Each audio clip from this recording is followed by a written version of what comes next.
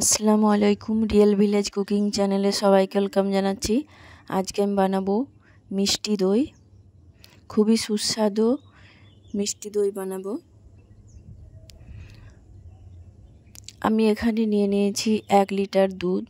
দুধটা আমি জাল দিয়ে ভালোভাবে ঘন করে নিচ্ছি। খুব ভালোভাবে ঘন করে নিতে হবে।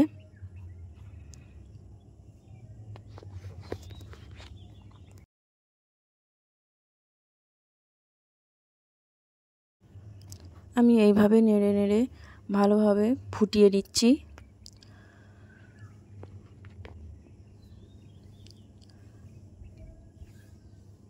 দুধ খুব ভালোভাবে ঘন হয়ে গেছে।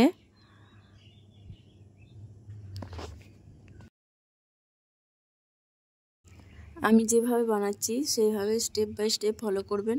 দেখবেন মিষ্টি দই খুব ভালোভাবে বসবে এবং খেতেও খুবই সুস্বাদু হবে। আপনারা যে কোনো টাইমে বাড়িতে বানিয়ে নিতে পারবেন এই মিষ্টি দই। বাড়িতে দই বানানো সবথেকে সহজ।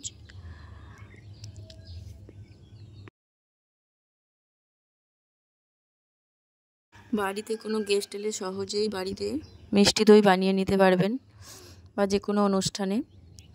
দইটা ভালোভাবে হয়ে গেছে। এবার একটা পাত্রের মধ্যে ঢেলে দিচ্ছি। আমি এইরকম একটা মাটির হাঁড়ি নিয়েছি। এর মধ্যে আমি দইটা জমাবো। দুধটা ঢেলে দিচ্ছি। আমি ঠান্ডা করে নেব।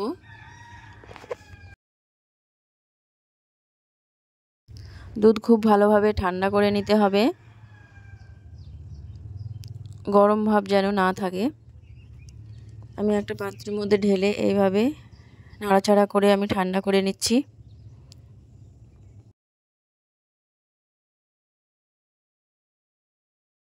আমি কিছুটা টাইম নিয়ে ঠান্ডা করে নিচ্ছি এইভাবে।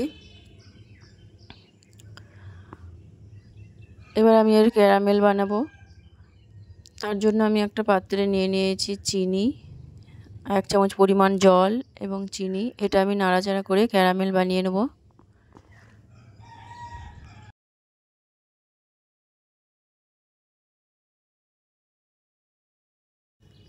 এটা লাল কালার যখন আসবে, খুব বেশি পুড়ে না যায়, তাহলে দই তেতো হয়ে যাবে। আপনারা দেখে এটা বানাবেন সাবধানে। এই ক্যারামেল রেডি হয়ে গেছে। এটা আমি খুব ভালোভাবে নাড়াচাড়া করে নিচ্ছি। আমি যে দুধটা গরম করে রেখেছি বা ফুটিয়ে রেখেছি সেটার মধ্যে আমি চিনি দিয়েছিলাম। আপনারা মিষ্টি অনুযায়ী যে যার মিষ্টি খেতে পছন্দ করেন সেই রকম অনুযায়ী আপনারা চিনি দিয়ে নেবেন। আর আমি এখানে এটা হয়ে গেছে। এটা কিছুটা পরিমাণ অন্য পাত্রে তুলে নিচ্ছি। এর মধ্যে যে দুধটা ঠান্ডা করে রেখেছি সেটা দিয়ে দিচ্ছি। ঠান্ডা দিয়ে আমি কিছুক্ষণ নাড়াচাড়া করে নেব, যে কালারটা বেরিয়ে আসে।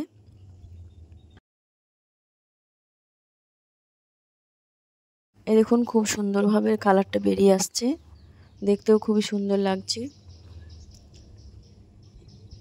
এইভাবে আমি পুরো দুধটা ঢেলে দেব। পুরো দুধের মধ্যে আমি এটা ঢেলে দিচ্ছি। একটু নাড়াচাড়া করে দিচ্ছি খুব ভালোভাবে নাড়াচাড়া করে আমি মিশিয়ে নিচ্ছি।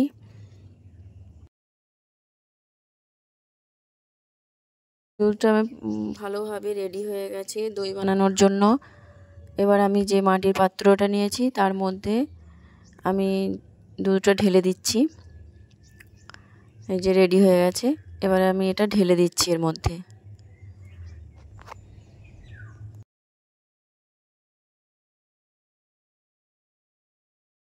পুরো দুধটা এর মধ্যে আমি ঢেলে দিলাম। এবার এর মধ্যে আমি অ্যাড করব টক দই। টক দই দিলে খুব ভালোভাবে সহজেই জমে যায়।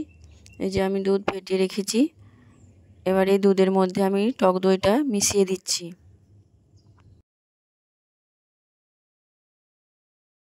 টক দইটা ঢেলে দিচ্ছি।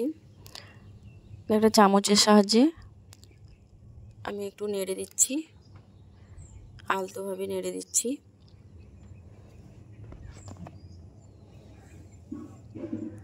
এবারে এটা আমি একটু গরমের মধ্যে রাখতে হবে।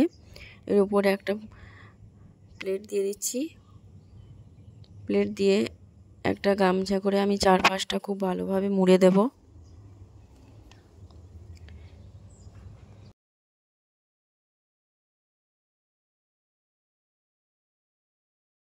চারপাশটা খুব ভালোভাবে মুড়ে দিতে হবে, কোনো নড়াচড়া করা চলবে না এবং এটা গরমের মধ্যে রাখতে হবে। আমি 6 থেকে 7 ঘন্টা এইভাবে রেখে দেব। 6 থেকে 7 ঘন্টা পর আমি দেখব এটা কী রকম হয়েছে। ফিরে আসছি 6 থেকে 7 ঘন্টা পর। এবার এটা আমি খুলে নেব। কীরকমভাবে জমেছে আমি এটা দেখছি।